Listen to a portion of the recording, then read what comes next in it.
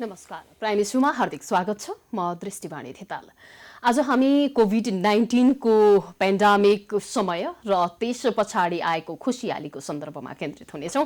खुशियाली आएसँगै covid विरुद्धको खोप आएसँगै नेपालमा पनि एउटा किसिमको खुशीको बहार छाएको छ र त्यो बीचमा पनि धेरै शंका उपशंका र यसलाई हामीले कन्टिन्यू कसरी लान सक्छौं, रिसर्चको प्रयासहरू के कसरी अगाडि बढिरहेका छन् लगायतका विषयमा आज हामी केन्द्रित रहनेछौँ। र आज हामीसँग यो विषयमा कुराकानी गर्नका लागि हामीसँग नेपाल स्वास्थ्य अनुसन्धान परिषदका कार्यकारी प्रमुख प्रदीप ग्यावाली जी हुनुहुन्छ। कार्यक्रममा उहाँलाई स्वागत गर्छु। स्वागत छ ग्यावाली सर।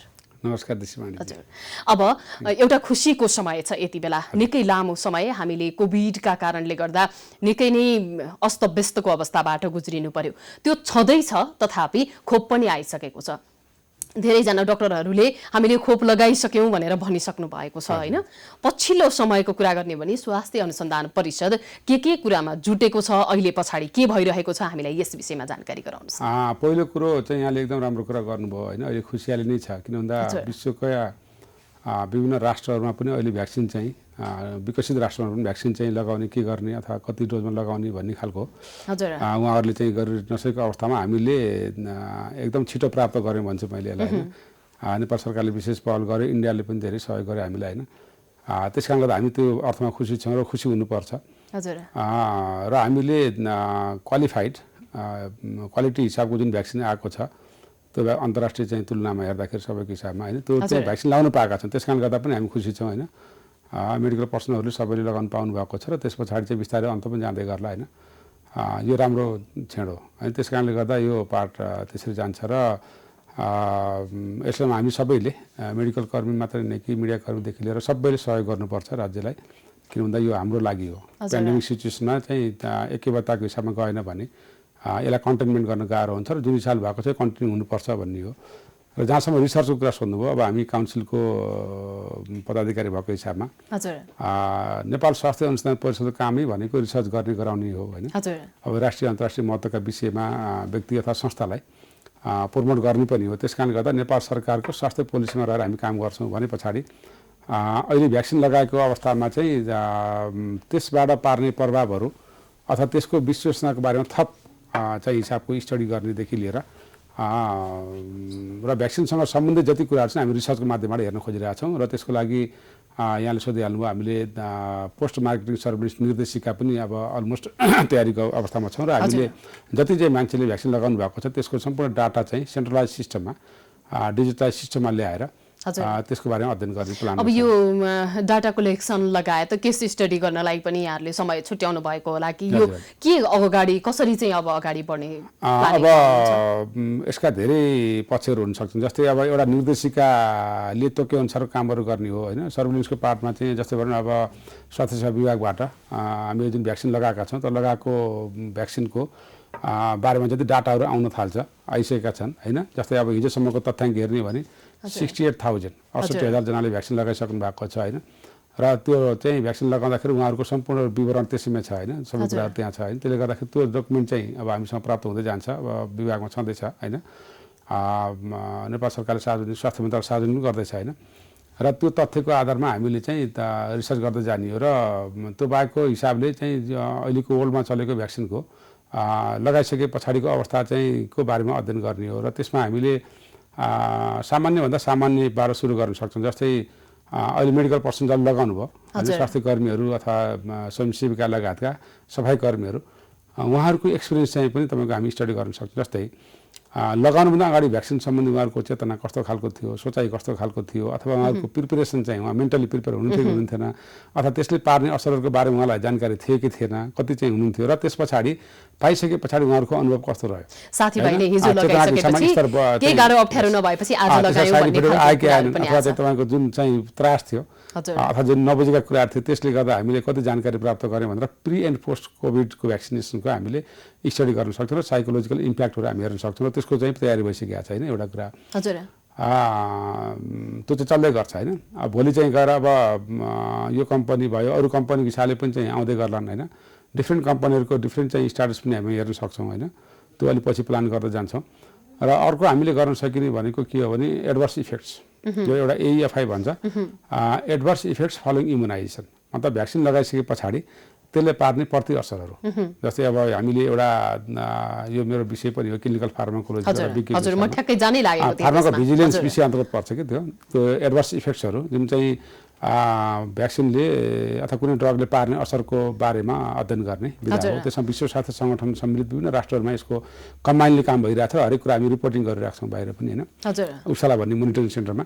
त्यसको चाहिँ तपाईँको सर्भिलेन्सबाट आएका डाटाको बारेमा हामीले तथ्याङ्कहरू हेरेर अनि कस्तो खालको रियाक्सन आयो, कस्तो भयो होइन, कतिलाई चाहिँ तपाईँको सिरियस खालको भयो, कति चाहिँ ठिकै खालको भयो भनेर हामीले जुन भ्याक्सिनको अहिले आएको डाटा छ ट्रायलबाट त्यो डाटालाई पनि भेरिफाई गर्ने गरी र थप सपोर्ट हुने गरी चाहिँ हामीले अध्ययन गर्ने हो।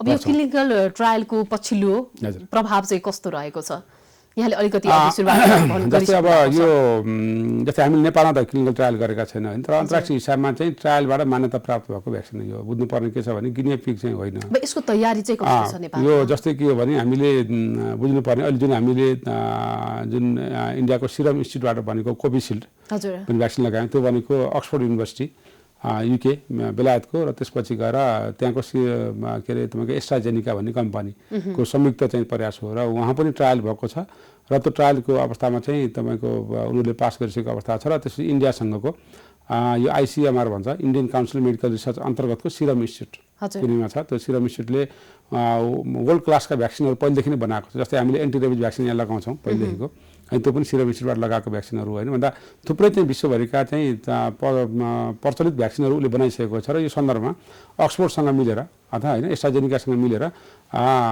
कोभिडको भ्याक्सिन चाहिँ सिरम इन्स्टिट्युटले बनाएको हो र उनीहरूले पनि ट्रायलको चाहिँ फेज पार गरेर त्यहाँबाट डिसिजिआई होइन ड्रग कन्ट्रोलर भन्ने चाहिँ छ होइन गभर्मेन्ट अफ इन्डिया भनेर त्यो चाहिँ तपाईँको त्यहाँको ड्रग अथोरिटी हो होइन, त्यो ड्रग अथोरिटीले पनि पास गरेर अहिले एप्रुभ गरे पछाडि चाहिँ त्यहाँ इन्डियामा लगाइसके पछाडि इन्डियाको मान्छेहरू लगाइसके पछाडि हामीले लगाएको भनेपछि यसको विश्लेषणमा क्वेसन गर्ने ठाउँ छैन होइन। अब यद्यपि त्यो भनिरहँदाखेरि यो चाहिँ क्लिनिकल ट्रायलकै चरणमा रहेका भ्याक्सिनहरू विश्वमै जति भ्याक्सिनहरू चलेका छन् अहिले चाहिँ यहाँले सुन्नुभएको छ फाइजर भन्ने सुन्नुभएको छ अमेरिकामा, युएस एफडिएले चाहिँ गरिसकेका छ, American United States food and drug एडमिनिस्ट्रेसनले मोडर्ना भन्ने सुन्नुभएको छ, त्यो पनि चाहिँ एमआरएनए टाइपका भ्याक्सिनभित्रका छन् होइन। त्यो आरएनए टेम्प्लेटै लिएर बनाएको छ, लाइभ एटेन्युएसन भन्छ त्यसलाई होइन, त्यो खालको छ। अहिले हामीले यहाँ बनेको भ्याक्सिन भनेको भेक्टर भ्याक्सिन भन्छ यसलाई, भेक्टर टाइप मतलब के हुन्छ भने रुगाखोकी लगाउने एउटा एडेनो भाइरस हुन्छ हाम्रो कमन भाइरस हो। त्यो एडेनो भाइरसलाई मा चाहिँ तपाईँको जुन हाम्रो कोरोना भाइरसको जिन चाहिँ निकालेर त्यसलाई इनोकुलेट गर्ने स्पाइक प्रोटिनहरू भन्छ होइन, त्यो इनोकुलेट गरेपछि भित्र हालेपछि चाहिँ चिम्पान्जीमा ग्रोथ गरेको क्या, एकदम ओल्ड टेक्नोलोजी तर चाहिँ इट्स भेरी सेफ होइन। अरू भ्याक्सिनको तुलनामा चाहिँ भेक्टर भ्याक्सिन चाहिँ सेफ हुन्छ र यसको प्रभावकारिता राम्रो छ। अब भनौँ न एमएचआरए भन्ने छ क्या, मेडिसिन हेल्थ रेगुलेटरी एजेन्सी भन्ने छ।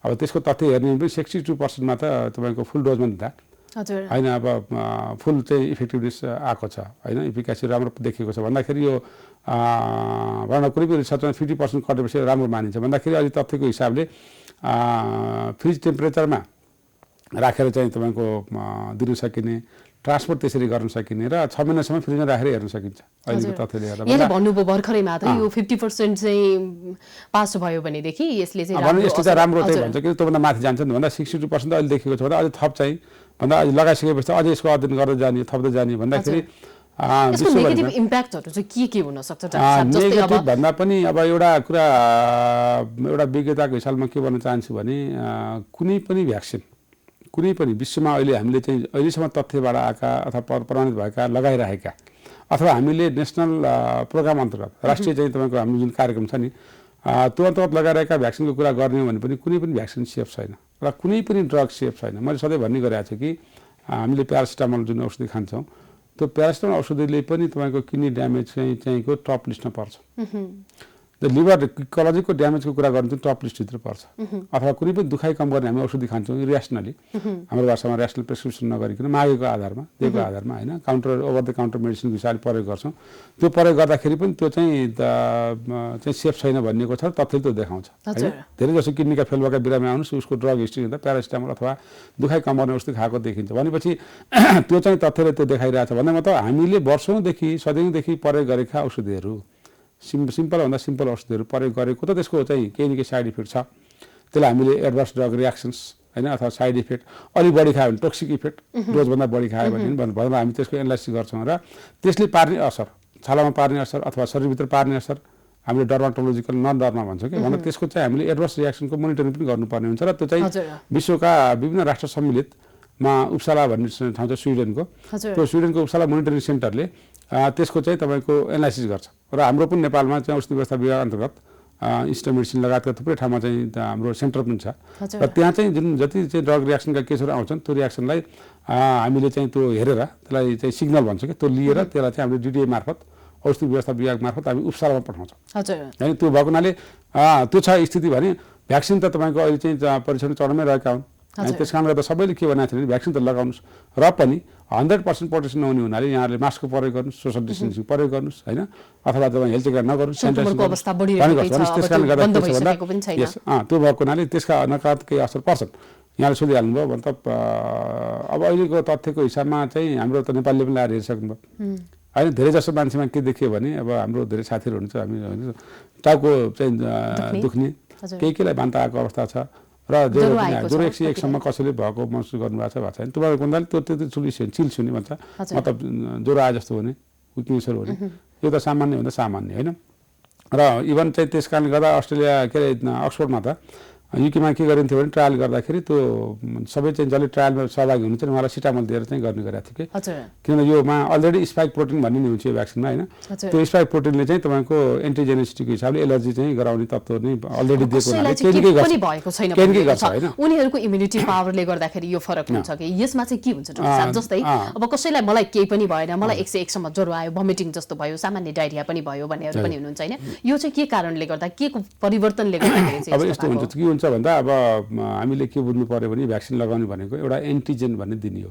एन्टिजेन यो मेडिकल भाषामा एन्टिजेन र एन्टिबडीको रियाक्सन भन्छ कुनै पनि रोग लाग्ने गराउने वस्तुहरू चाहे ब्याक्टेरिया चाहे भाइरस अथवा फङ्गस जसले हामीलाई रोग गराउँछन् अथवा कुनै पनि फरेन केमिकल्सहरू अथवा टोक्सिक केमिकल्सहरू जुन चाहिँ शरीरलाई हानिकारक जुन कुरा हाम्रो शरीरलाई सहँदैन त्यसलाई हामीले फरेन सब्सटेन्सेस भन्छौँ कि अनि त्यसलाई हामीले एन्टिजेनको हिसाबले लिन सकिन्छ हाम्रो भाषामा त्यो शरीरभित्र प्रवेश गर्यो भन्दा हाम्रो शरीरभित्र चाहिँ यस्तो खालको चाहिँ सिस्टम छ त्यसलाई हामीले इम्युन सिस्टम शरीरको रोगसँग लड्ने प्रतिरोधात्मक क्षमता हामी इम्युन मेकानिजम भन्छौँ र त्यो मेकानिजम सक्रिय हुन्छ चाहे कुनै पनि खालको ब्याक्टेरिया भाइरस होइन अब त्यसको भाइरोलिन फ्याक्टर भन्छ फेरि त्यो मतलब त्यसको रोग लगाउन सक्ने क्षमता उसले चाहिँ कति टोक्सिक केमिकल प्रोडक्सन गर्छ ऊ कति चाहिँ वृद्धि विकास गर्छ अथवा उसको चाहिँ वृद्धि विकास गर्नको लागि हाम्रो शरीरको रोगसँग लड्ने क्षमता कति छ अथवा हाम्रो शरीरले इम्युन चाहिँ प्रोटेक्टिभ मेकानिजमको हिसाबले कति सेलहरू चाहिँ कडा खालको बनाएको छ फालेको छ अहिले भन्ने खालको हुन्छ त्यसले गर्दा यो हाम्रो भाषामा इट्स फाइट बिट्विन चाहिँ एन्टिजेन एन्ड एन्टिबडी भनेको त त्यो एन्टिजेन पसेपछि त्यसको विरुद्ध शरीरले होइन मार्नको लागि केमिकल अथवा चाहिँ तपाईँको एन्टिबडीहरू उत्पादन गर्छ र त्यसले त्यसलाई बिचमा फाइट हुन्छ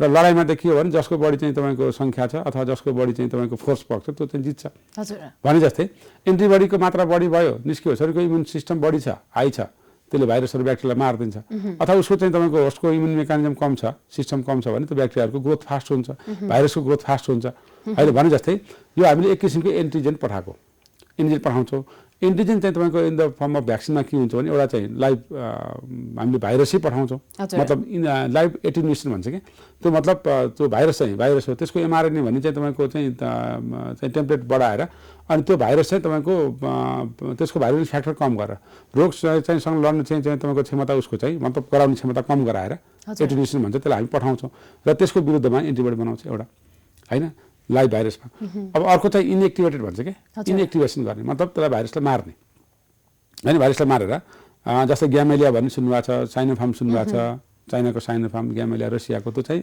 इनएक्टिभेटेड भन्छ जस्तै अमेरिकाको फाइजर मोडर्ना भनेको एमआरएनए टेक्नोलोजी लाइभ भाइरस होइन र त्यसपछि अहिले हामीले चाहिँ लगाइरहेको कोभिसिल्ड लगायतको छ त्यो चाहिँ तपाईँको के छ भने भेक्टर भ्याक्सिन भन्छ होइन अघि मैले भन्दै थिएँ भेक्टर भ्याक्सिन चाहिँ तपाईँको भनेको कस्तो हो भने एडेनो भाइरस भन्ने एक किसिमको भाइरस हुन्छ जस्तै अहिले चाहिँ यो कोरोना भाइरस भयो कोरोना भाइरसको स्पेसिफिक जिन निकालेर होइन तपाईँको एडेनो भाइरसमा इनोकुलेट गरिन्छ राखिन्छ त्यसलाई चिम्पान्जीमा ग्रोथ गरिन्छ यो भेक्टर भन्छ कि एकदम इन्ट्रेस्टिङ पनि छ र ओल्ड टेक्नोलोजी पनि हो र एकदम सेफ टेक्नोलोजी छ भन्दा अलरेडी हामीले चाहिँ तपाईँको जुन भाइरस चाहिँ प्रयोग गऱ्यौँ भेक्टरको हिसाबमा त्यो एडेनो भाइरस भनेको सधैँ हामीलाई भाइरस इन्फेक्सन गराउने अहिले चाहिँ एक किसिमको भाइरस हो रुगाखोकी लगाउने त्यसमा पनि तपाईँको कोरोनाको जिन चाहिँ पठाएपछि त्यसको चाहिँ तपाईँको एन्टिजेनिसिटी डेभलप गरेको अनि त्यस पछाडि के हुन्छ भन्दा त्यो चाहिँ बाट भ्याक्सिन तयार गरेर हामीले लगाउँछौँ त्यो भनेको एन्टिजेन भयो होइन। अब भनेपछि के हुन्छ, त्यो एन्टिजेन हामी कहाँ दिइसकेपछि अब के हुन्छ भने शरीरको होस्ट इम्युन मेकानिजम एक्टिभ हुन्छ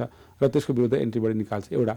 अर्को कुरा के हुन्छ, अलरेडी सेन्सिटाइज हुन्छ कि हामीले भ्याक्सिनेसन गरेर 2 डोज दिन्छौँ अथवा कति दिन्छौँ भनिरहेको छौँ नि, भन्दा पहिलो डोजबाट पुगेन भने सेकेन्ड डोज पनि सेन्सिटाइजेसनको लागि दिन्छौँ। भन्दा मतलब के हुन्छ, त्यो एन्टिबडी चाहिँ रेस्पोन्स इन्जिन शरीरको मेकानिजमलाई हाई गर्नलाई बढाउनलाई हामीले फेरि पनि भ्याक्सिन दिन सक्छौँ अथवा सिङ्गल डोजले हुनसक्छ कसैलाई।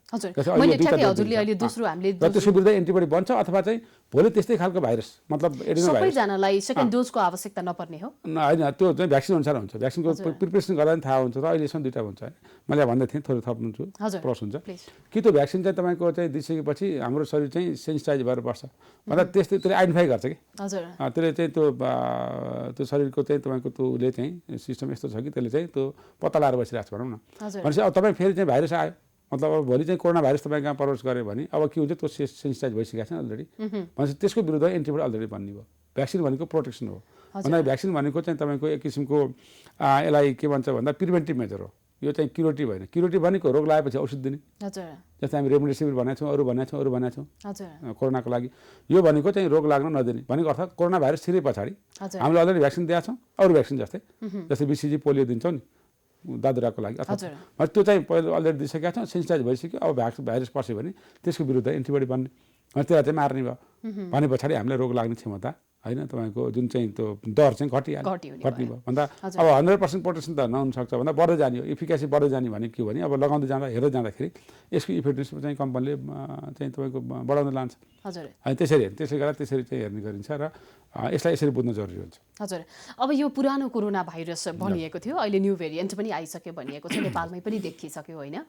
पुरानो तरिकाले रिसर्च भएर पुरानो कोभिडका लागि भनेर बनेको औषधिले अब यो न्यू भेरिएन्टको कोभिडलाई चाहिँ अहिले यस्तो छ भने अब कस्तो छ भने यो अहिले धेरै यस्तो सेन्सिटाइज भएर जानुपर्ने स्थिति छैन। भेरिएन्ट त चेन्जै हुन्छ। तपाईँ हेर्दै जानुभयो भने यो भाइरसको कस्तो हुन्छ भने म्युटेसन भन्छ कि हामीले, त्यो चाहिँ टेम्प्लेटै चेन्ज हुन्छ कि कुनै पनि चाहिँ तपाईँको चाहिँ आरएनए चाहिँ तपाईँको डेभलपमेन्टको प्रोसेसमा त्यो टेम्प्लेट लस हुन्छ, त्यो सिक्वेन्स लस हुन्छ। त्यो सिक्वेन्स लस पछि त्यसलाई हामीले म्युटेसन भन्छ, अर्को सिक्वेन्स भन्छ। भनेको अर्थ के हुन्छ, त्यसले चाहिँ त्यो ट्र्याक चेन्ज गर्छ भने जस्तै होइन। त्यो चाहिँ तपाईँको एक किसिमको म्युटेसन भन्छ र त्यो कारणले गर्दा नै भाइरसलाई किल गर्न अथवा प्रिभेन्सन गर्न अलिक गाह्रो छ ब्याक्टेरियाभन्दा, फङ्गसभन्दा भन्ने नि हो। त्यस कारणले भ्याइरसको भ्याक्सिन बनाउन ब्याक्टेरिया जस्तो चाहिँ सजिलो छैन, गाह्रो छ। अथवा चाहिँ तपाईँको मार्नलाई औषधि बनाउन सजिलो छैन, गाह्रो छ। त्यस कारण के बुझ्नु पऱ्यो भने त्यो आरएनए चाहिँ तपाईँको चाहिँ टेक्नोलोजीको हिसाबमा होइन त्यो टेम्प्लेटहरू चाहिँ तपाईँको चेन्ज हुँदाखेरि चेन्ज हुने म्युटेसन भन्छ, त्यसले गर्दा भ्याक्सिन बनाउन गाह्रो हो होइन। तपाईँले भने जस्तै चाहिँ इफेक्ट नपाउन सक्नुहुन्छ। हजुर, अब यो खास गरिकन स्वास्थ्य अनुसन्धान केन्द्रसँग सम्बन्धित भएर हामीले फेरि पनि कुराकानी गर्दाखेरि विदेशमा यति धेरै अध्ययन अनुसन्धानहरू भएका छन् होइन। सुरुवातका दिनहरूमा हाम्रा पनि यहाँ केही वैज्ञानिकहरूले नेपालमा पनि यस्तो किसिमको अध्ययन अनुसन्धान हुनुपर्छ भन्ने खालका कुराहरू गर्नुभयो, तथापि त्यो प्रभावकारी हुन सकेन। यसको पछाडिको कारण के भयो? यसको यो एउटा तपाईँलाई म के भनौँ भने दृष्टिवाणीजी होइन, त्यो अहिले मैले त आफ्नो अफिसमा धेरै काम गरेँ म भन्न चाहन्न। हामीले कोसिस गरेको हो होइन। अब कुन बेसमा चाहिँ हामी आएको थियौँ, कुन कोरोनाको बेसबाट हामीले सुरु गरेका थियौँ त्यो हेर्नु जरुरी हुन्छ होइन। एउटा मात्र चाहिँ तपाईँको चाहिँ डायग्नोसिसको चाहिँ केस नहुँदा चाहिँ तपाईँको विश्व स्वास्थ्य सङ्गठन पठाएर टेस्ट गरेको अवस्था र त्यसबाट चाहिँ हामीले चाहिँ साइकोलोजिकल इम्प्याक्टबाट रिसर्च सुरु गरेको अवस्था हो।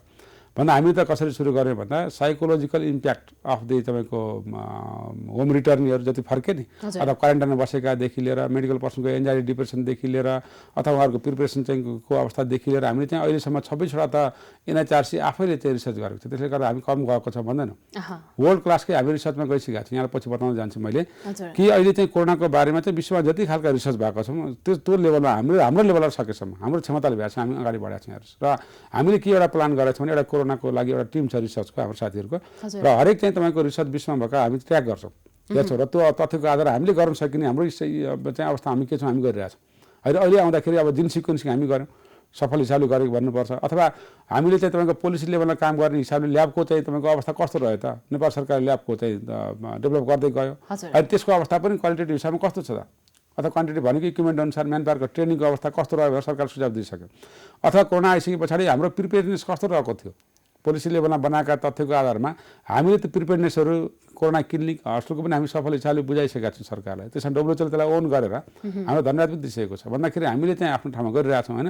र अहिले चाहिँ सिरो एपिडेमोलोजी जस्तै कसरी चाहिँ तपाईँको समुदाय स्तरमा कोरोना भाइरस चाहिँ फैलिएको छ इन्फेक्सन भएर हामीले चाहिँ त्यो रिपोर्ट तयार गरिसकेका छौँ। अब पछिल्लोचोटि यहाँले सुन्नुभयो रेमडेसिभिर हजुर। होइन प्लाज्मा थेरापी वर्ल्ड क्लासकै तपाईँको रिसर्च हो त्यो, हामीले त्यो गऱ्यौँ। त्यसमा चाहिँ त्यो विभिन्न तथ्य आएको छ। यद्यपि हामीले रिपोर्ट अब पब्लिस गर्दैछौँ, किनभने डाटा एनालाइसिस गर्ने कामहरू लाग्दै गर्छ कि त्यो हामीले चाहिँ स्टडी गरेर चाहिँ तपाईँको अगाडि बढाइसकेको अवस्था छ, फाइनल भइसकेको छ। पोलिसीमा चाहिँ कति काम भएको छ हामीले त्यो पनि अध्ययन गरेका छौँ। नेपाल सरकार चाहिँ स्वास्थ्य मन्त्रालयले भनेको आधारमा होइन। त्यसै गरेर हामीले चाहिँ तपाईँको चाहिँ गएर एसएमएस मेजरको हामीले चाहिँ गऱ्यौँ, सोसल डिस्टेन्सिङ मास्कको हामीले गऱ्यौँ। यस्तै त हो नि रिसर्च गर्ने होइन। त्यो अब हामीले भ्याक्सिन ट्रायलको हिसाबमा चाहिँ हामीले किन गर्न सकेन भने अथवा गर्ने तयारी पनि छौँ, तर अहिले जुन हामीले उत्पादन गरेको भ्याक्सिन पनि होइन।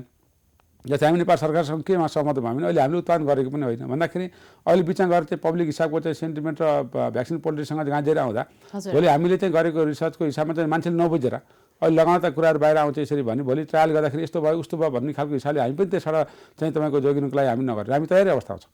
र तपाईँले के भन्नु जरुरी छ भने रिस्क लिन नसकेको कि रिस्क त हामी एज अ साइन्टिस्ट हिसाबले रिस्क लिन्छौँ, तर चाहिँ के हुन्छ भन्दा अलिकति पोलिसी लेभलमा पनि त डिसिसन हुनु पर्यो नि त। पोलिसी लेभलमा डिसिसन गर्दाखेरि नेपाल सरकारले गाइडलाइन बनाएको छ नेपाल सरकारबाट पास गरेर मात्रै गर्नुपर्ने हुन्छ। तर अहिले अवस्थामा के छ भने भ्याक्सिन चाहिँ लगभग आइसक्न लागेको अवस्थामा हामीले ट्रायल गरेर झन्झट गर्नुभन्दा अहिले चाहिँ लगाएर गर्दा गर्दै अब कोभ्याक्स फेसिलिटीको हामीले के पनि भनिरहेको छौँ भने कोभ्याक्स फेसिलिटीको भित्र हामीले बनाउन सकिएको भए हामीले बनाउन सकेको राम्रो हुन्थ्यो। त्यो म पछि कुरा गर्छु। यो बाहिरबाट आउने आयात गरिने हामीले अनुदानमा लिने भन्ने झन्झट हुन्छ। होइन हामीले के गर्न सक्छौँ भन्ने कुरा अब हामी भन्छौँ। अब यङ साइन्टिस्टहरूले भन्नु पनि पऱ्यो नि। अब अथवा हामी जस्ता मान्छेले अब यो कुराको एडभोकेसी सुरु गर्नु पऱ्यो। र कोरोनाले हामीलाई के सिकाएको छ भने अब हाम्रो लागि हामी आफै गर्नुपर्छ है होइन। विश्वमा चाहिँ तपाईँको लगाएको भ्याक्सिन ल्याउने कि नल्याउने वर्ल्ड वाइड चलाउनु र त्यो बनाउनु पाएको भए के हुन्थ्यो होला मलाई लागिरहेको छ अहिले। म एउटा ड्रगको एक्सपर्टको नाताले यहाँलाई के भन्न चाहन्छु भने त्यो भ्याक्सिन अथवा त्यसको लागि आवश्यक पर्ने ड्रग हाम्रो सामान्य पराञ्जली बिलालमा भनिराख्नुहुन्छ नि, पराञ्जली मन्त्रीजीले पनि भनिरहनु भएको छ भन्दा हाम्रो विषय पनि थियो भन्दाखेरि हामीले के भनेको छौँ आयुर्वेदिक साथीहरू सबै हामी मिलेर एउटा टिम बनाइसकेका छौँ। फाइटोकेमिस्टहरू अथवा बोटनिस्ट साथीहरूको अथवा तपाईँको चाहिँ रिसर्चर साथीहरूको अथवा फिजिसियन लगायतका हामी सबैको एउटा टिम बनाएर अब अध्ययन गर्ने गरी हामी सुरु गरेका छौँ। भन्दा अबको जमाना के हो भने अब क्लिनिकल ड्रग डेभलपमेन्टको जमाना हो। यहाँले सुन्नुभएको छ नेपालमा विश्वले पनि भनिरहेको छ हामीलाई होइन, तपाईँको विभिन्न तथ्यले चाहिँ भनिरहेको छ कि नेपालमा 2000 भन्दा बढी थरका खनिज र आयुर्वेदिक वस्तु छन् जुन चाहिँ मेडिसिनल प्लान्टको लागि मेडिसिनको लागि युज हुनसक्छ। हजुर धेरैभन्दा धेरै अहिलेसम्म पाएको तथ्य के हो भने जम्मा 150 भन्दा बढी छैनन् र ती पनि कसरी परेको भएका छन् त्यसको बारेमा अध्ययन चाहिँ हिसाबले कसरी गएको छ यहाँ ओबिएस छ, बाहिर बोलिराख्ने कुरा पनि छैन। अनि त्यस कारण गर्दा हाम्रो साधन स्रोतले भ्याक्सिन हामी गरेका छौँ नगरेको नभन्नु। तर अब हामीले यस्तो टेक्नोलोजी भित्राउनु पर्छ, यस्तो पोलिसी बनाउनु पर्छ कि अब हामीसँग भएका खनिजहरूको उत्खनन गरेर अब पऱ्यो त हामीसँग यत्रो चाहिँ तपाईँको अथाह खनिजको सम्पत्ति छ, देश चाहिँ धनी हुन सक्ने चाहिँ सम्पत्ति छ हामीसँग, त्यसको खोज नीति गर्नु जरुरी छ। र त्यसको लागि हाम्रो टेक्नोलोजी भएन भने अब पोलिसी यस्तो बनाउनु पर्यो कि विदेशी टेक्नोलोजी पनि भित्राउनु जरुरी छ। र यहाँ भएका रिसर्चरहरूलाई साइन्टिस्टलाई हामीसँग केही जनशक्ति हुनुहुन्छ, केही अध्ययन गरेका साथीहरू बाहिर पनि हुनुहुन्छ, अब तिनलाई भित्र ल्याउने देखेर तिनलाई हामीले नेटवर्किङ गरेर काम गर्नु जरुरी छ। त्यस कारण गर्दा अब हामीले के भनिरहेको छौँ भने विश्वमा ड्रगको डेभलपमेन्टमा अथवा रिसर्चको पार्टमा काम गरेका साइन्टिस्टसँग हामी चाहिँ एकबद्ध गर्न चाहन्छौँ र केही संस्थासँग हाम्रो एग्रिमेन्टहरू अगाडि बढिसकेको अवस्था छ। भन्दा अहिले त्यसको पछिल्लो उदाहरण के हो भने Indian council of medical research, यहाँलाई बताउँ आइसिएमआर मैले अघि भने आइसिएमआरको भाइरोलोजी इन्स्टिट्युट पुणेबाट सिरम इन्स्टिट्युट जुन छ होइन त्यसले बनाएको भ्याक्सिन हो अक्सफोर्डसँग मिलेर। भन्दा एनएचआरसीले त्यो भनेको आइसिएमआर भनेको एनएचआरसीको कन्टेम्पोरेरी पार्ट कि हाम्रो जस्तो काउन्सिल इन्डियाको आइसिएमआर हो भने जस्तै त्यसलाई चाहिँ भ्याक्सिन बनाइसक्यो भन्दा अब हामीले उसँग एग्रिमेन्ट गरिसकेका छौँ। बाहिर एग्रिमेन्ट गर्छ नेपाल सरकारले पहिले नै मानवन्धन गर्ने एउटा स्वीकृति गरेर स्वास्थ्य मन्त्रालय जिम्मा दिएको रहेछ। अनि हामी चाहिँ तपाईँको चाहिँ परराष्ट्र मन्त्रालय मार्फत हुँदै पठाएर त्यो एग्रिमेन्ट साइन गरेको अवस्था छ। भन्दा अब हामीले इन्डियन काउन्सिलसँग मिलेर जाँदा अनि त्यहाँ गरेका रिसर्चका एक्टिभिटी त्यहाँका साइन्टिस्टको चाहिँ तपाईँको टेक्निकल कोलाबोरेसन र त्यो पार्टहरू जस्तै आयुष भन्ने छ, जस्तै आयुष भने इन्डियाको लार्ज स्केल आयुर्वेदिक चाहिँ तपाईँको रिसर्च गर्ने इन्स्टिट्युट हो आइसिएमआर। हामी त्यससँग मिलेर काम गर्न चाहन्छौँ, त्यहाँ क्लिनिकल ट्रायल सुरु गरिरहेको छ। भन्दा अब हामीले एटलिस्ट त्योसँग कुरा गर्न सक्छौँ। एनआइएच अमेरिकाको छ अथवा चाइनाहरू विभिन्न चाहिँ हामी चाहिँ अक्सफोर्ड चाहिँ एस्ट्राजेनिका जुन जुन चाहिँ भ्याक्सिन र ड्रग प्रोडक्सन कम्पनीहरू छ ड्रगकै कुरा गरौँ न भन्दाखेरि अथवा रिसर्च गर्ने इन्स्टिट्युटसँग अब हामीले मिलेर अनि जान सक्छौँ र त्यो टेक्नोलोजी हामी भित्राउनु जरुरी छ। अब हामीले त्यो पार्टनर सोध्नुपर्छ र यहाँ मार्फत मैले के भन्न चाहन्छु भनेको भनेछु होइन, एउटा एक्सपर्टको हिसाबले पनि र एउटा चाहिँ विज्ञको हिसाबले अथवा एउटा स्वतन्त्र नागरिकको हिसाबले अब हामीले के भन्नुपर्छ भने कोरोनाले सिकाएको छ र हामीले त्यो टेक्नोलोजी यहाँ भित्राउनु चाहिँ हरसम्म प्रयास गर्नुपर्छ। र त्यसको लागि हामीले अब के गर्छौँ भने यहाँ मार्फत बताउन चाहन्छु अब हाम्रो देशमा भएका खनिजहरूको खोज अनुसन्धानको एउटा रिसर्च हुनसक्छ। त्यसको सँगसँगै अब त्यसलाई मोलिकुल ल्याएर होइन तपाईँको चाहिँ फाइटोकेमिस्ट्री भन्छ अथवा चाहिँ ड्रगको मोलिकुल एक्सट्र्याक्सन जुन चाहिँ तपाईँको मोलिकुल निकाल्ने, जस्तै एउटा चाहिँ तपाईँको निमको अथवा चाहिँ तपाईँको जुनै पनि हामी हेरौँ न आयुर्वेदिक प्लान्टहरू छ अथवा गुर्जु नै भनौँ, त्यसमा गुर्जुमा थुप्रै तत्त्वहरू हुन्छ भन्ने छ। त्यो गुर्जुमा चाहिँ कोलेस्ट्रोल घटाउने तत्त्व पनि हुन्छ भन्ने छ, रुगाखोकी लगाउने चाहिँ कम गर्ने चाहिँ सिम्पटम कम गर्ने तत्त्व हुन्छ भन्ने छ, अथवा ओस्टियोआर्थराइटिस भन्छ अथवा सुगर, त्यो चाहिँ अब हामीले निकाल्नु जरुरी छ। अब त्यसको चाहिँ हामीले ल्याब बेसबाट चाहिँ निकाल्नु पर्ने हुन्छ। त्यो ल्याबबाट निकालिसके पछाडि त्यो मोलिकुलको केमिकल फर्मुलेसन्स अथवा त्यसको टोक्सिसिटी टेस्टिङहरू गर्ने, एनिमल मोडलमा लाएर हेर्ने, फेरि होइन डोजिङ बनाउने, माइक्रो डोजिङ भन्छ क्या हामीले, त्यो सबै पार्टहरू हामीले प्री क्लिनिकल स्टडीभित्र पर्छ। यो प्री क्लिनिकल स्टडी पर्छ, मतलब औषधि मैले के भन्ने गरिरहेको छु भने यो सबै सेवाहरू पुग्ने हो, सबै कुराहरू इन्स्ट्रुमेन्टहरू पनि पाउने हो, जनशक्ति पनि हुने हो भनेदेखि यस्तो किसिमको जुन औषधि हामीले बाहिरबाट ल्याइरहेको छौँ नि त्यो सबै कुरा मिल्यो भनेदेखि सरकारको तर्फबाट यो सबै तयारी भयो भने तपाईँहरूलाई टाइम चाहिँ कति लाग्छ? होइन, हामीलाई सम्मान्य प्रधानजीले त त्यो अगाडि प्रोजेक्ट बनाउनु भनिसक्नु भएको छ, मैले प्रेजेन्ट पनि गरेको थिएँ होइन, उहाँहरूको इन्ट्रेस्ट विषय र यो राज्यको इन्ट्रेस्ट विषय हुनुपर्छ। अब सबैले चाहिँ यसको बारेमा चाहिँ अध्ययन गर्नु जरुरी छ। हामीले चाहिँ तपाईँको यसको लिड गर्न तयार सक्छौँ, तर के छ भने सक्छौँ भन्दा के छ भने त्यो साधन स्रोत सम्पन्न हामी सबै छैनौँ। हामीले पनि टेक्नोलोजी सिक्नु छ, यहाँ चाहिँ ठुलो कुरा गरेर हुँदैन, त्यो टेक्नोलोजी ल्याउनु छ। त्यस कारणले गर्दा सुरुको अवस्थामा हामी त्यो टेक्नोलोजी ल्याएर हामीले सिक्ने अवस्था सिर्जना गर्नु पर्यो पहिलो कुरा, र त्यहाँ विभिन्न कम्पनी हामीसँग आएर काम गर्न तयार हुन्छन्। राज्यले एउटा चाहिँ निर्णय गरिदिनु पर्ने हुन्छ, हामी त्यो प्रोजेक्ट बनाइरहेको छौँ। मलाई भन्दै थिएँ त्यो ल्याएर एक्सट्र्याक्सन गर्ने, ल्याएर चाहिँ तपाईँको मोलिकुल निकाल्ने, निकालेपछि एनिमल चाहिँ टोक्सिसिटीहरू टेस्ट गर्ने, डोजिङ बनाउने, त्यस पछाडि चाहिँ एउटा मानव 100 मोलिकुल टेस्ट गर्दा तपाईँ एउटा मोलिकुल निकाल्नु भयो मानव, अथवा सुगर कम गर्ने होला अथवा चाहिँ तपाईँको चाहिँ प्रेसर कम गर्ने होला अथवा नयाँ कुनै मोलिकुल अरूले भन्दा होइन त्यो निकालिदिनु भयो भने त्यो मोलिकुललाई चाहिँ ल्याएर क्लिनिकल ट्रायल गर्ने। अनि क्लिनिकल ट्रायलका पनि 4वटा चरण छन्, पहिलो, दोस्रो, तेस्रो, चौथो। अहिले त हामीले तेस्रो चरण रहेको भ्याक्सिन ट्रायलको होइन तपाईँको ल्याएर अनि चाहिँ के अरे लगाइरहेको अवस्था छ बिचमा इमर्जेन्सी अथराइजेसन पछाडि। त्यो चाहिँ प्री क्लिनिकल पार्टबाट हामीले सुरु गरिदिनु पाएको भए अथवा आज हामीले सुरु गर्न पाएँ भने त्यो पार्टहरू यहाँ त कस्तो भने सुरु गर्ने कि नगर्ने, कहिले घन्टे बजाउने भन्ने हो नि त, भन्दा हामी घन्टे बजाउन चाहन्छौँ। अहिले हामी लगाउने कुरा छ भन्दा अब हामीले रिसर्च गर्न चाहिँ एनएचआरसी लिड गर्न तयार छ। त्यसको लागि रिसर्चबाटै जाने हो र त्यसकोभन्दा अर्को अप्सनै छैन। यो सबै कामहरू गर्नका लागि तपाईँहरूलाई अप्ठ्यारो यस्तो छ, अहिले हामीले 5 वर्ष प्रोजेक्ट बनाएको छौँ। कस्तो हुन्छ भने कुनै पनि ड्रग गर्ने सोच बनाएका मान्छेले विश्वकै ड्रगको इतिहास हेर्ने हो भने अहिले अमेरिका धनी हुनेमा एउटा ड्रग पनि हो, हजुर औषध पनि युरोपमा चाहिँ छ होइन, इन्डियामा चाहिँ ड्रगको यति धेरै कम्पनीहरू छ, हामीले सिधै उहाँसँग कनेक्ट गर्न सक्छौँ होइन। भन्दाखेरि त्यो चाहिँ तपाईँको आज मैले ड्रगको डेभलपमेन्टको प्रोसेस सुरु गरेँ भने भोलि म रहन पनि नसक्छु, भोलि 20 वर्ष लाग्न सक्छ त्यो ड्रगको चाहिँ नेपालमा चाहिँ तपाईँको मोलिकुल चाहिँ तयार भएर बाहिर आउँदासम्म, अथवा केही वर्ष लाग्न सक्छ होइन। ल्याब बेसमै काम गरेर 2-4 वर्ष लाग्न सक्छ, आत्तिनु हुँदैन। भन्दा के छ भने रिसर्चरहरूको अब हाम्रो समस्या के हो भने हामीले छिटो रिजल्ट खोज्छौँ, म लगायत भनौँ न, छिटो रिजल्ट खोज्छौँ र हामीलाई परिवार पाल्नको लागि पनि समस्या छ। त्यस कारण डाक्टर चाहिँ क्लिनिक धाउनु पऱ्यो अथवा चाहिँ हस्पिटल बेसमा 2-3 हस्पिटल जानु पऱ्यो होइन, अथवा रिसर्च गर्ने एउटा पेपर पब्लिकेसन गर्न प्रोफेसरहरूलाई पेपर चाहिन्छ। हजुर अहिले समस्या के छ भने म प्रोफेसर हुँदैछु किन भन्दाखेरि मलाई चाहिँ तपाईँको कम्ती 2टा पेपर प्रिन्सिपल इन्भेस्टिगेटर भएर 2टा चाहिँ को इन्भेस्टिगेटर भएर लेख्नुपर्छ कि मलाई 4वटा पेपर मैले लेख्नै पर्छ भन्दा पेपर अब लेख्नको लागि लेख्ने कि पेपर साथै रिजल्ट लेख्ने रिसर्चको हिसाबमा। अब हामीले यङ साइन्टिस्टहरूलाई एनएचआरसीले ट्रेनिङ गर्दैछ होइन, त्यो हिसाबले हामीले के पनि गरिसक्यौँ भने अन्डर ग्रेजुएट मेडिकल स्टुडेन्टलाई होइन स्वतःस्फूर्त हामीले 18 घण्टाको एउटा प्याकेज बनाएर कोर्स बनाएर रिसर्चको ट्रेनिङ सुरु गरिसक्यौँ। अब हामी पिजीलाई हरेक पिजीलाई अनिवार्य चाहिँ तपाईँको एमडी पढ्ने विद्यार्थीले थेसिसभन्दा अगाडि होइन तपाईँको रिसर्चको ट्रेनिङ लिनु जरुरी छ। अथवा म चाहिँ एज अ फ्याकल्टी भए पछाडि म 4-5 वर्षपछि म थेसिस हेर्न पाउँछु, एटलिस्ट 3 वर्ष पछाडि भन्दा त्योभन्दा अगाडि म रिसर्चको चाहिँ बेसिक प्रिन्सिपल थाहा पाउनु पर्ने, इथिक्सको प्रिन्सिपल थाहा पाउनु पर्ने। अब हामी त्यो चाहिँ पार्टमा अनिवार्य गर्नुपर्ने छ, मेडिकल एजुकेसनको कोर्समै हाल्नुपर्ने जरुरी छ। त्यो पार्ट नगरिकन रिसर्च कल्चर हुँदैन। भन्दा अब हामी रिसर्च कल्चर विकास गरेर धेरै जसो भन्दा धेरै चाहिँ डाक्टर र प्यारामेडिक्सहरू नर्सहरूलाई अथवा हाम्रा मेडिकल पर्सनहरूलाई इभन सोसियोलोजिस्ट अथवा बायोस्ट्याटिसियन जुन छ यी सबै रिसर्च गर्ने चाहिँ फेलो हुन्, ती सबैलाई इन्टिग्रेटेड हिसाबमा ल्याएर रिसर्च गर्नुपर्छ भन्ने वातावरण बनाउनु जरुरी छ र त्यो लिडरसिप चाहिँ एनएचआरसी लिन तयार छ। अब यो दोस्रो डोजको कुरा गरौँ सर, र ड्रग डेभलपमेन्ट हामी चाहिँ अगाडि चाहिँ गर्ने गरी प्लान गरेका छौँ यहाँ मार्फत हजुरले। यो छिटोभन्दा छिटो होस्, हाम्रो शुभकामना। यो चाहिँ टाइम लाग्छ, आत्तिनु होइन, सबै रिसर्चरहरूले चाहिँ के पत्ता जनाउनु पर्छ, हामी लिडरसिप लिन तयार छौँ। अब यो दोस्रो डोजको कुरा गरौँ, पहिलो डोज दिएका धेरै डाक्टरहरू स्वास्थ्य कर्मीहरू यति बेला खुसी हुनुहुन्छ, हामीलाई सामान्यभन्दा सामान्य साइड इफेक्ट बाहेक केही पनि फरक परेन भनेर। दोस्रो डोजको तयारी पनि भइरहेको छ। अब आएको खोप जतिजनाले लगाउनु भयो होइन, दोस्रो डोजको लागि उहाँहरू एक लेभलमा सेफ जोनमा हुनुहुन्छ होइन। अब अरू खोप ल्याउनका लागि सरकारको तर्फबाट भएको पहल कदमी यहाँहरूसँग समन्वय भइरहेको होला, त्यो विषयमा पनि यहाँहरूले छलफल गर्नुभएको होला। यो चाहिँ व्यवस्था के गरी गर्ने, अब सधैँभरि अनुदान पाइँदैन होला होइन। यस्तो छ, के हुन्छ नि एउटा यहाँले बुझ्नुपर्ने स्वास्थ्य मन्त्रालय अन्तर्गत भनेपछि धेरै कुराहरू छन्। हामी पनि स्वास्थ्य मन्त्रालयको एउटा अभिन्न अङ्ग हो। हामीले पोलिसीको हिसाबमा लगेर रिसर्च गर्छौँ, सरकारलाई पोलिसी चेन्ज गर्न सपोर्ट गर्छौँ।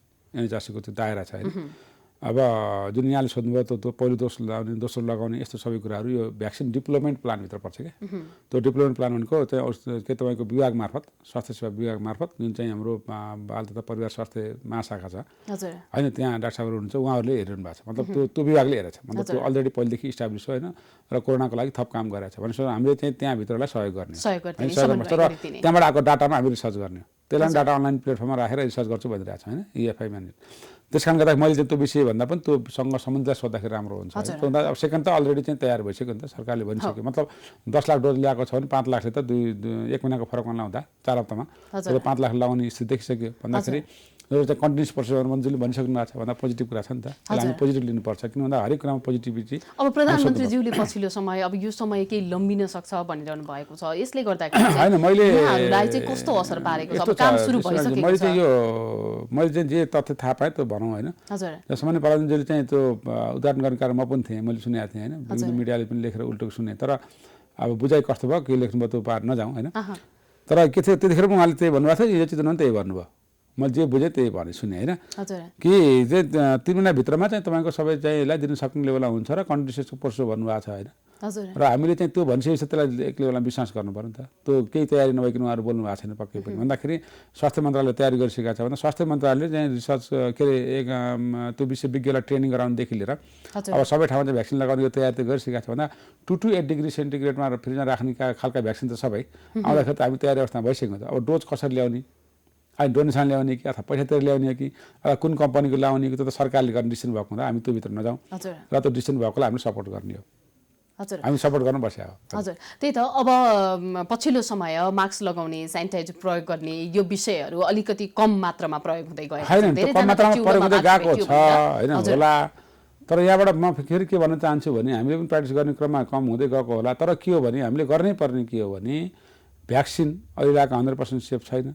इभन चाहिँ तपाईँको भ्याक्सिन चाहिँ लगाइरहेको भए तापनि हामीले स्वास्थ्य मन्त्रालयले भनिसकेको छ नि त, अनिवार्य रूपमा मास्कको प्रयोग गरौँ, सोसल डिस्टेन्सिङ अथवा फिजिकल डिस्टेन्सिङ गर्दै गरौँ, त्यो चाहिँ ग्यापमा चाहिँ तपाईँकोमै बसौँ, सेनिटाइजेसन गरौँ भनेको चाहिँ यो गर्नै पर्छ।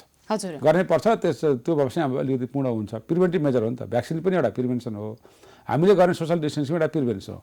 त्यस कारण गर्दाखेरि इन्फेक्सियस डिजिजमा हामीलाई त के सिकायो भने म यहाँ मार्फत के भन्न चाहन्छु भन्दा यो त यो वान टाइम होइन, वान टाइम बिजनेस होइन। अब हामी कहाँ यस्ता पेन्डेमिक त कति आउन सक्छ अथवा इन्फेक्सियस डिजिज प्रिभेन्सन गर्नको लागि हामीले भिडभाडमा कम बस्ने, मास्कको चाहिँ उचित प्रयोग गर्ने अथवा सेनिटाइजेसन गर्ने भन्ने कुरा त सिकिसक्यो। त हाम्रो ट्रिप अफ द टङ भइसक्यो। अब घरमा हाम्रा छोराछोरीले पनि तपाईँको त्यो फलो गर्ने अवस्था भइसक्यो, सिकिसक्यो, एउटा स्थापित मान्यता भइसक्यो। त्यो हुँदाखेरि इन्फेक्सियस डिजिजको लागि चाहिँ धेरै प्रयास भयो कि अब यो त कन्टिन्यू हुनुपर्छ। तर आजभोलि चाहिँ यो भ्याक्सिन चाहिँ लगाएर मात्रै हुँदैन, कोरोना गएर मात्रै हुँदैन भन्दा यो त भोलि अर्को चाहिँ कोरोना जस्तै अर्को आउन सक्ने सम्भावना भयो नि त, आइरहेको छ नि त।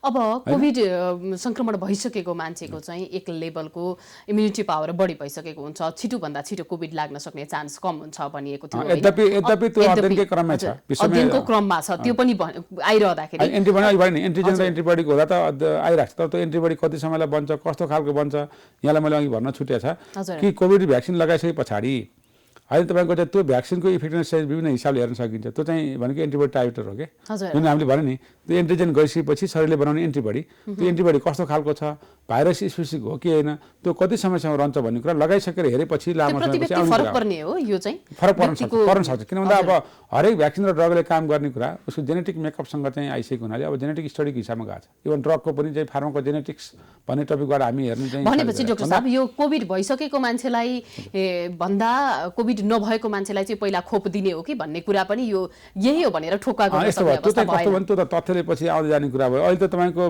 वर्ल्ड नै ब्लाइन्ड छ नि त, विश्वले नै के भन्न सकेको छैन। कोभिड लगाइसकेपछि यति समयसम्म भ्याक्सिन के अरे एन्टिबडी भइसक्यो, यसले लगाउन मिल्छ मिल्दैन भनेर तथ्य आएको भए त्यो खालको हामी प्र्याक्टिस गर्थ्यौँ होला होइन। अहिले त्यस्तो छैन, गर्दाखेरि चाहिँ कोभिड लाए तापनि त्यो एन्टिबडीको फिक्स नभएको हुनाले अनि भ्याक्सिन चाहिँ लगाएको अवस्था छ। भनेपछि नेपालमा कोभिड भइसकेकोलाई पनि दिएको छ, कोभिड नभएकोलाई पनि दिएको छ, त्यसले फरक पारेन। त्यसले त हामी रिसर्चबाट अब हेर्नुपर्छ भनेर। हजुर हो, यो लेभलको रिसर्च गर्नलाई चाहिँ अब जस्तै केही कोभिड भएकाहरूलाई पनि दिएको छ, केही कोभिड नभएकाहरूलाई पनि दिएको छ। अब यो लेभलको रिसर्च गर्नलाई त केही कुराको कमीहरू छैन होला? छैन, हामी गर्न सक्छौँ। त्यही भएर हामीले चाहिँ के छ भने अब भोलि नै हाम्रो स्वास्थ्य विभागसँग पनि बस्ने भनेको छ। इभन भर्खर फोन गरेको थिएँ मैले होइन कि हामीले त्यो चाहिँ एउटा प्रिन्सिपली पास गरेर त्यसलाई द्रुत गतिमा अगाडि बढाउँछौँ। हजुर, हामी कार्यक्रमको अन्त्यतिर आइसकेका छौँ होइन। अब खोप प्रयोगमा आयो भनेदेखि अझ नेपालमै बन्यो भनेदेखि कति खुसी हुन्थ्यो होला भन्ने खालको एउटा कुराहरू छ। तथापि सरकारका तर्फबाट नीति नियम यहाँहरूलाई जनशक्ति आवश्यक पर्ने पूर्वाधारहरू लगायतका कुराहरूको कमी छ, नत्र भने हामी गर्न सकिन्छ भनिसक्नु भएको छ। अबको चुनौतीको विषय यहाँहरूलाई ठ्याक्कै अब स्वास्थ्य अनुसन्धान केन्द्रले जति पनि काम गर्नुपर्ने हो परिषदले त्यो काम गर्नका लागि चाहिँ हामीले यो यति काम चाहिँ गर्न सकिन्थ्यो, यो काम गर्न सकिएन भन्ने लागेको कुरा मैले बताएँ यहाँलाई। अब दुई तिनवटा कुराहरू छ कि अब यो नेगेटिभ भने पोजिटिभले भनेको होइन। हजुर, होइन नेगेटिभ नै भए पनि कुरा बहस भएपछि हामीले एनएचआरसीमा सदस्य भएर आउँदा हजुर यो सबैले बुझ्नु पनि जरुरी छ। काम नेपालमा किन हुन सक्दैन अथवा हामीले कसरी गर्न सकिरहेको छौँ सबैको लागि चुनौती पनि हो। यो ओभरअल चाहिँ सबैको लागि चुनौती हो, यो कमेन्ट होइन। 24 जना फुल टाइम स्टाफबाट मैले चाहिँ त्यहाँ हामीसँग फुल टाइम स्टाफ 24 जना मात्रै हुनुहुन्छ। सबै चाहिँ स्टाफहरू जालादारीमा हुनुहुन्थ्यो कि।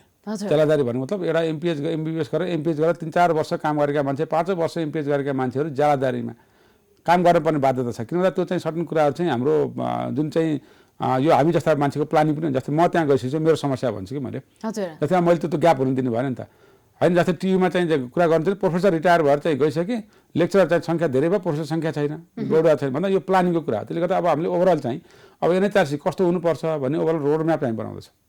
Road map बनाउँदैछौँ। त्यो चाहिँ पार्ट चाहिँ त्यो कार्यकारी नेपाल सरकारले बनाएर त्यसैलाई पठायो नि त। मलाई म त्यही काम गर्न गएको भन्छु कि, नत्र चाहिँ त्यो कर्मचारी पनि चलाउँछ नि त होइन। भनेपछि त्यो नयाँ गएको मान्छेले त्यो खालको सोचसहित काम गर्नुपर्छ र प्रोभाइडेड जो काम गरिरहँदा होइन सरकारले अथवा त्यो निकाय तत्त निकायले सहयोग गरिदिनुपर्छ भन्ने हो। अनि यो सिन्क्रोनाइज हुनु जरुरी पनि छ भन्दाखेरि हामीले जेन्युनली काम गरेका छौँ र चुनौती छन्। स्टाफको चुनौती छ होइन, तपाईँको चाहिँ भौतिक पूर्वाधारको चुनौती छ। आउनुहोस् तपाईँ म कहाँ हेर्न एकदम सानो अफिसमा हामी बसेर काम गरिरहेको छौँ। यद्यपि हामी चाहिँ धेरै फिल्ड बेसमा काम गर्नुपर्ने हुनाले हामीलाई त्यो भएको छ। कोभिडको बेलामा जुन ग्याप राखेर बसेर काम गर्नुपर्ने हामी एक दिन पनि बिदा लिएनौँ। एक दिन बिदा लिएर तपाईँ हेर्न आउनु सक्नुहुन्छ हामी 6-7 वर्ष सधैँ बसेर काम गरिरहेको छौँ। त्यस कारणले गर्दा के छ भन्दा त्यो चुनौती छन्। काम नै गर्ने भनेर हामी काम गरिरहेको छौँ होइन। टिका टिप्पणी यद्यपि हुनसक्छ होइन, तर चाहिँ सबैले चाहिँ हेर्दै जाने कुरा हो होइन। र साइन्स टेक्नोलोजी विकास गर्नको लागि पहिला ती मान्छे प्रशिक्षित हुनुपर्छ। हामी ती मान्छेलाई ट्रेनिङ दिने चाहिँ क्रममा छौँ। अहिले हामीले एनआइएसँग मिलेर होइन, नेसनल इन्स्टिट्युट अफ हेल्थ अमेरिकाको अथवा चाहिँ हार्वर्ड मेडिकल स्कुलसँग मिलेर अथवा अक्सफोर्ड युनिभर्सिटीसँग मिलेर हामी काम गर्न खोजिरहेको अवस्था छ। उनीसँग एग्रिमेन्ट गर्ने आइसिएमआरसँग एग्रिमेन्ट गरिसक्यौँ होइन। भन्दाखेरि त्यो खालको एउटा क्यापेसिटी डेभलप गर्ने कुरा छ। इथिकल भन्ने छ हाम्रो। इथिक्सको पार्टमा चाहिँ तपाईँको के छ भन्दा मैले कति गर्न हुने रिसर्चमा कति गर्न नहुने भन्ने खालको एउटा ह्युमन इथिक्स छ नि, त्यो रिसर्चमा पनि हुन्छ, एकदम धेरै लागु हुन्छ। भन्दा इथिकल चाहिँ स्ट्यान्डर्डलाई हामीले अझै चाहिँ तपाईँको बढाउने अथवा रिसर्चरहरूको चाहिँ क्यापेसिटी मात्र होइन कि उहाँहरूको प्रोत्साहनको हिसाबले बढाउने, ग्रान्टहरूको चाहिँ तपाईँको चाहिँ दिएर रिसर्च गर्ने वातावरण बनाउने, यी सबै कुराहरू गर्नु जरुरी छ। त्यसको लागि नेपाल सरकारले एउटा बजेटमा भनिसकेको छ नेपाल स्वास्थ्य अनुसन्धान परिषदलाई संक्रामक रोगको समेत अध्ययन गर्ने सक्षम निकायको रूपमा विकास गर्ने भनेर हामीले भनेको छ। र अहिले हामीले 100% बजेट पनि बढाएर दिएको छ। यद्यपि थोरै छ, 100% बढाएर दिएको छ। कोभिडको लागि छुट्टै बजेट पनि हामीलाई सरकारले दिइसकेको छ। भन्दाखेरि हामी चाहिँ अबको कार्यकालमा यहाँको कार्यकालमा धेरै कामहरू चाहिँ हुन सक्छ भन्ने अब हामीले प्लान गरेको के हो विश्वास गर्न सकिन्छ। अब हामीले प्लान गरेको किन प्लान नगरिकन सपना नदेखिन हुन भन्ने जस्तै प्लान हामी गरिरहेका छौँ। त्यसमा बायोमेडिकल रिसर्च ल्याब, जेनेटिक सिक्वेन्सिङको ल्याब नेपालमा हामी बनाउने आफै। र हामीले अहिले चाहिँ ल्याबको रिसर्चको ल्याब अहिले भएको एनपिएचएलले गरेको त्यो चाहिँ तपाईँको ल्याबको चाहिँ तपाईँको टेस्टको हिसाबमा क्वालिटी र त्यसको कुरा गरेको छ। अब रिसर्चको क्वालिटी र रिसर्च ल्याब कस्तो हुनुपर्छ भनेर हामीले चाहिँ एउटा मान्यता चाहिँ स्थापित गरेर त्यो रिसर्चको गाइडलाइन बनाइरहेको छौँ ल्याबको। त्यो गाइडलाइन बनाइसकेपछि त्यो ल्याब कस्तो हुनुपर्छ, त्यसका मापदण्ड के हुन्, त्यसको भौतिक अवस्था के हुनसक्छ, इक्विपमेन्ट के चाहिन्छ, ट्रेनिङ सबै हामी चाहिँ गाइडलाइन बनाएर पठाउँछौँ र दर्ता पनि गर्छौँ हामीले। र त्योभन्दा बाहिर गएर हामी रिसर्च चाहिँ गर्ने खालको हिसाबले चाहिँ गर्ने नगर्ने गरी वातावरण बनाउँछौँ। र सम्बन्धित संस्थाहरूलाई हामीले सेन्टर फर एक्सलेन्स बनाउँदैछौँ कि गङ्गालालसँग हामीले चाहिँ मुटु रोगको चाहिँ अनुसन्धान केन्द्र स्थापना गर्ने गरी एग्रिमेन्ट गरिसक्यौँ। कान्ति बाल अस्पतालसँग हामीले चाहिँ त्यसलाई centre for excellence of the pediatric बच्चाहरूको तुरुन विश्वविद्यालयसँग हामीले 12 बुधे सहमति गरिसकेका छौँ। मदन भण्डारी चाहिँ प्रतिष्ठानसँग हामी एग्रिमेन्ट गरिसकेका छौँ। र त्यस्तै गरी चाहिँ थुप्रै चाहिँसँग हामीले आइसिएमआरसँग एग्रिमेन्ट गऱ्यौँ। अमेरिका नेपाल मेडिकल फाउन्डेसन हाम्रो जो साथीहरू नेपालबाट अमेरिका गएर बस्नु भएको छ, हाम्रो साथीहरू हुनुहुन्छ, उहाँहरूले हामीलाई माया गरिरहनु भएको छ। टेक्निकल हिसाबले अरू हिसाबले रिसर्च गरेर भन्नु भएको छ, उहाँहरूसँग हामी गरिरहेको छौँ। भन्दा हामी साझेदारी गर्न चाहन्छौँ। अझै हामीले के पनि भनेको छ भने जो रिसर्चर सिनियर हुनुहुन्छ एनएचआरसीमा त छैन, बाहिर फ्रिल्यान्सर रिसर्चर हुनुहुन्छ नि, उहाँहरूले हामीले के भनेको छ भने तपाईँ प्रोजेक्ट लेख्नुहोस्। बरु हामीले चाहिँ त्यो नियम कानुन के बनाउनु पर्यो हामी गर्ने तयार छौँ। तपाईँले प्रोजेक्ट लेखे बापत किन बाहिर चाहिँ इन्स्टिट्युटमा प्र्याक्टिस गर्नुहुन्छ। अब एनएचआरसी चाहिँ तपाईँसँग मिलेर काम गरौँ। हाम्रो काम इथिकल हेर्ने हो, हामीले टेक्निकल हेर्ने हो, हामी तपाईँलाई गाइड गर्छौँ र तपाईँले रिसर्च गर्नुहोस् संस्थाबाट, तर त्यो चाहिँ पारदर्शी गरौँ। हजुर र हामी के पनि भनिरहेको छौँ भने जति अन्तर्राष्ट्रिय संस्थाहरूसँग हामी बस्ने चाहिँ प्लान गरेको छौँ। आज मैले चिठी एउटा साइन गरेको छु कि अब आइएनजीहरूसँग हामी बसेर तपाईँहरूले नेपालमा ल्याएका रिसर्चका बजेटहरू जति ल्याउनुहुन्छ त्यो चाहिँ इन्टिग्रेसन गरौँ, सिन्क्रोनाइज गरौँ, ताकि डुप्लिकेसन हुँदैन, हजुर दोहोरिँदैन। तपाईँले दिएको बजेट चाहिँ सदुपयोग पनि हुनु पर्यो नि त। भन्दा एनएचआरसीसँग चाहिँ एउटा गाइडमा बसेर हामीले कसलाई रिसर्च गर्न दिएको छौँ भन्दाखेरि त त्यो रिसर्चको मोनिटरिङ राम्रो हुने भयो। नत्र एउटा प्र्याक्टिस के छ भने ब्याड प्र्याक्टिस के, म तपाईँसँग नजिक छु, म तपाईँलाई चिन्छु, एउटा म कुनैको भिजिटिङ फ्याकल्टी प्रोफेसर हो, त्यहाँ पैसा पुरिन्छ, थोरै प्रक्रिया पुऱ्याएर मैले चाहिँ मेरो संस्था खोलेँ, मैले ल्याएँ, यहाँ त्यस्तो पनि भएको छ हजुर होइन। यो पारदर्शिता र नैतिक संस्था खोल्न पाइन्छ, अवस्था चाहिँ रहनु पर्यो। संस्था भन्छ हामीले के भनिरहेको छौँ, ती संस्था पनि आउनु सहकार्य गरौँ हामीसँग। तपाईँले ल्याएको बजेट पारदर्शी रूपमा ल्याउनुहोस्, सरकारलाई ट्याक्स तिर्दिनुहोस्, अथवा हामीसँग मिलेर काम गर्नुहोस्। तपाईँले चाहिँ योभन्दा बढी प्रोजेक्ट ल्याउनुहुन्छ, योभन्दा बढी कमाउनुहुन्छ। मैले अहिले पनि एकजना सरलाई के भनेको थिएँ भने तपाईँ प्रोजेक्ट लेख्नुहोस्, त्यसको हामी गाइडलाइन बनाउँला, प्रोजेक्ट लेखे बापत अर्कोलाई दिनुपर्छ, म तपाईँ लिनुहोस्, सर्टेन पर्सेन्टेज ट्याक्स तिरेर लिनुहोस्। र त्यो प्रोजेक्ट जसले लेख्छ नि र त्यसले नै सञ्चालन गर्न सक्छ, अर्कोले सक्दैन भन्दा तपाईँ नै प्रिन्सिपल इन्भेस्टिगेटर भएर रिसर्च गर्नुहोस्। हजुर पैसा तपाईँ त्यही पनि कमाउनुहुन्छ त किन बाहिर दौड्नु पर्यो त? हजुर त्यसलाई एनएचआरसी आफैले गर्नु परेन हो। एकदमै धेरै धेरै धन्यवाद सर। त्यस्ता कुराहरू छन्, यसलाई हामीले चाहिँ त्यो लानुपर्छ र च्यालेन्जेस छन्।